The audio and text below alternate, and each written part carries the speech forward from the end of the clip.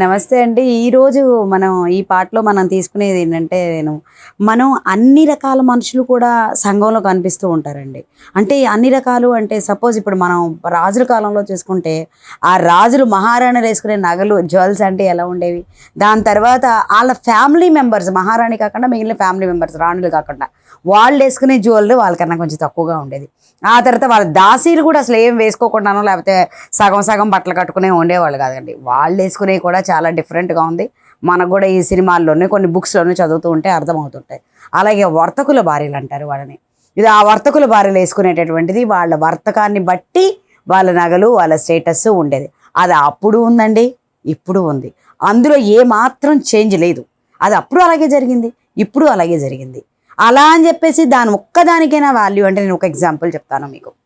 శ్రీనాథుడు తెలుసు కదా మనకి. శ్రీనాథుడు, బమ్మెర పోతన వీళ్ళిద్దరు బావ బావమరుదులు అని చెప్పుకుంటారు కదా. మనం చాలా చోట్ల చదివి ఉన్నాం.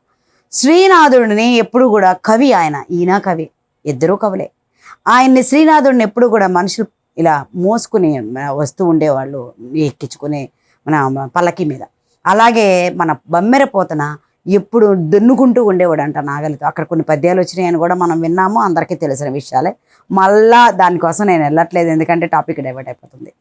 అక్కడ ఏంటి, బమ్మెర పోతన నమ్మినవాడు శ్రీరాముడిని. ఆయన ఏం చెప్పాడు, తన జ్ఞానాన్ని తన కవిత్వాన్ని మొత్తానికి రాముడికి అంకితం చేశాడు.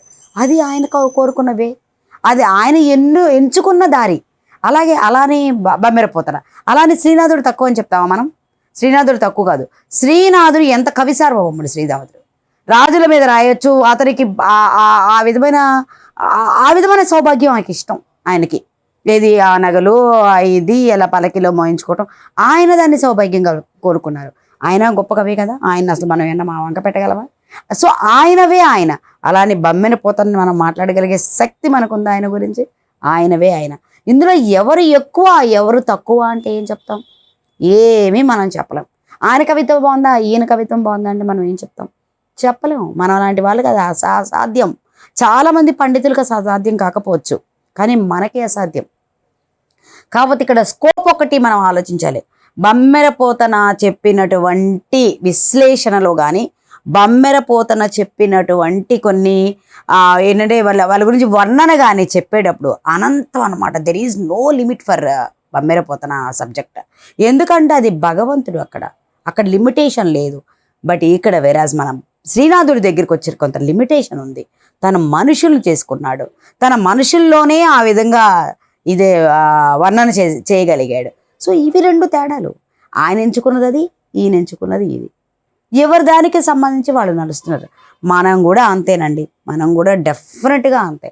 మనం ఫస్ట్ నుంచి మనీయే కావాలి, మనీ కోసం కష్టపడాలి అనే ఆలోచన ఉన్నాడు చూడండి. పిల్లలు కూడా చాలా వరకు బాగా చదివేస్తూ ఉంటారు, లేదంటే త్వరగా బిజినెస్లో దిగుతూ ఉంటారు. ఇప్పుడు కూడా చాలామంది పట్టుదలగా దాని మీద చాలా పట్టుదలగా సంపాదిస్తూ ఉంటారు. కొంతమంది ఏం చేస్తారు, కుటుంబాన్ని పైకి తీసుకురావాలని పట్టుదలగా కష్టపడుతూ ఉంటారు. కొంతమంది ఏం చేస్తారు, అలా కాదు, నాకు అది కాదు ముఖ్యం, నేను ఇది చేయాలి అది చేయాలి అని చెప్పేసి ఫస్ట్ నుంచి సొసైటీ గురించి కమిట్మెంట్ కాదు. మనం బోల్డ్ అని ఎగ్జాంపుల్స్ చూడొచ్చండి. సినిమా ఫీల్డ్లోనే చూడొచ్చు ఇటువంటి ఎగ్జాంపుల్స్ అన్నీ. అది వాడు ఎన్నుకునే పద్ధతిని బట్టి ఉంటుంది అంతే. అన్ని అవకాశాలు రావండి మనం ఎన్నుకునే పద్ధతి అని అనొద్దండి. మనం ఎన్నుకునేది కరెక్ట్ అయితే మనకి లా ఆఫ్ అట్రాక్షన్లో నేచర్ కంపల్సరీ ఉపయోగపడుతుంది. మీకు నేను చెప్పాను, అనసూయాదేవి వాళ్ళని పిల్లలుగా మార్చింది అంటే అక్కడ కూడా ఉపయోగపడింది లా ఆఫ్ అట్రాక్షన్. ఆమెకి అలా చెయ్యాలనుకుంది, చేసింది, అంతే. మనందరికీ సాధ్యపడద్దా అనే విషయం మాట్లాడుకోవడం తర్వాత మాట్లాడుకుందాం. అది నేను అదే చెప్పాను మీకు అప్పుడు కూడా. అనుకుంది, చేసింది. సో మనం అనుకుని మది బాగా ఉంటే మనకి కంపల్సరీ మేనిఫెస్ట్ అవుతుంది అది. సో మనం కూడా ముందు ధైర్యంగా, అట్లీస్ట్ మనకు కళ అయినా ధైర్యంగా కలాలండి. మనకు కోరికైనా ధైర్యమైన కోరిక కావాలి. నేను మొన్న ఒకసారి ఈ మధ్య యూట్యూబ్లో ఒక ఆవిడ చూశాను. ఆవిడ ఒకటే చెప్పారు, నాకు ఫైనాన్షియల్ లిబర్టీ రావాలి. ఒక మనిషి దృష్టిలో ఫైనాన్షియల్ లిబర్టీ అంటే ఏంటి? చార్టర్ ఫ్లైట్లో బయటికి వెళ్ళడం. మనలాంటి వాళ్ళు కొంచెం మిడిల్ క్లాస్ కొంచెం కష్టమే, అటువంటి ఊహే కష్టం. ఒక్కొక్కరికి ఫైనాన్షియల్ లిబర్టీ అంటే ఏంటి? నేను ఏ కంట్రీకి వెళ్ళినా సరే ట్యాగ్ చూడకుండా ఏది కావాలో అది కొనుక్కోగలడం, అది వాళ్ళ దృష్టిలో ఫైనాన్షియల్ లిబర్టీ. మనం మిడిల్ క్లాస్ ఫైనాన్షియల్ లిబర్టీ ఏంటి? మనం అట్లీస్ట్ ఒకటి ఆర్డర్ పెట్టేటప్పుడు, లేదా హోటల్కి వెళ్ళేటప్పుడు, లేదా ఒక బట్టలు కొనుక్కునేటప్పుడు మనకున్న సర్కమ్స్టెన్సెస్లో మనం కాస్ట్ కాకుండా మనం దాన్ని కొనుక్కోగలగడం. మనం ఏ రోజైతే సర్వీసెస్ని ఆ విధంగా పొందటానికి ట్రై చేశామో, వింటున్నారా? ఫైనాన్షియల్ లిబర్టీ అంటే మనం సర్వీసెస్ని పొందేటప్పుడు మనం కూడా ఆ విధంగా కాకుండా ప్రొఫెషనల్గా మనకి ఇలా కావాలి అని చేసుకున్నామో, అప్పుడు నిజమైన ఫైనాన్షియల్ లిబర్టీ మనకు కాదండి, సొసైటీకి వస్తుంది. సొసైటీకి వస్తుంది. అది ఎక్కడో ఇంప్లిమెంట్ చేయక్కర్లేదు. నేను మన మన పనమ్మాయిల దగ్గర మన పని చేయడానికి వస్తూ ఉంటారు, మనకి హెల్పర్స్గా వస్తుంటారు. వాళ్ళ దగ్గర మన కింద పని చేసే డ్రైవర్స్ దగ్గర, లేదా మన కింద అసిస్టెంట్స్ దగ్గర, వాళ్ళ దగ్గర మనం ఇటువంటి లిబర్టీ చూపించగలిగితే డెఫినెట్గా సొసైటీలో కొంత చేంజ్ వస్తుంది అని. అలా అని చెప్పేసి మీరు ఊరికే ఇవ్వండి, ఎక్కువ ఇవ్వకండి, లేకపోతే అలా చేయండి ఇలా చేయండి అయినా వాళ్ళంతా అవన్నీ పక్కన పెట్టేయండి.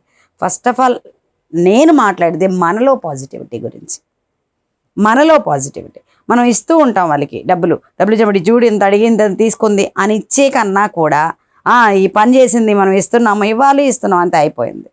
ఇది ఒక చిన్న వేరియేషన్ అండి, మన ఆలోచనలో ఉన్న చిన్న తేడా. అని ఉంటారు, ఏం బాగా అడుగుతుంది డబ్బులు అంటే అడుగుతుందండి ప్రతి చిన్న దానికి అంటుంటాం. లేదు, తను చేసిన కష్టానికి అడుగుతుంది అనుకుంటే ఎంత బాగుంటుంది చెప్పండి.